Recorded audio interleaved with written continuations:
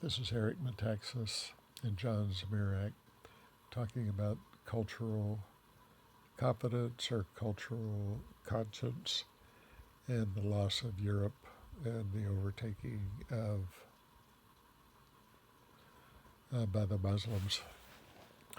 And it all has to do with losing founding principles and the documents that those principles were founded on, namely Christianity. So this is pretty good and it's fairly short. Okay, so we're talking about Islam taking over Europe, and when the Pope John Paul II had that vision in 1993, did it sound unavoidable, or is there some reason to think that there's a way to fight it, or what? Well, back in 1993, it just sounded crazy. You know, we had just brought down communism. Nobody had suggested the idea of opening the borders of Europe to millions and millions of Muslims. Radical Islam was still just a glimmer in Osama bin Laden's eye. Al-Qaeda didn't even yet exist. So, in terms of what he said, he said armies will be necessary, but they won't be sufficient. It only reviving Christian faith in the face of all this difficulty, of all this challenge with Christianity. So it's going to require a revival of the Christian faith. And this was John Paul's vision in 1993.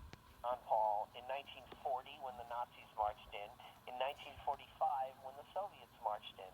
And yet, those things are both gone. I think if there is hope for Europe, it's in patriotism, it's in demand, vigorous attachment to freedom. Those things are necessary politically.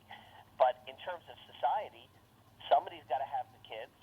Somebody's got to have the young men who will volunteer for the army. There might be civil wars in some of these countries, given the sheer number of radical Muslims who have moved there or being born there. And we're not going to see a peaceful 21st century in Europe. But really, ultimately, the battle is spiritual. Just as the church in Poland helped bring down seemingly unstoppable Soviet empire, only the church, only Christian families and Jewish families praying, having kids, passing on the culture, that's ultimately the only thing that can outlast a power like I absolutely agree, and I really believe revival is the only answer. Jesus is the only answer. Hey, folks, if you think that sounds crazy, guess what?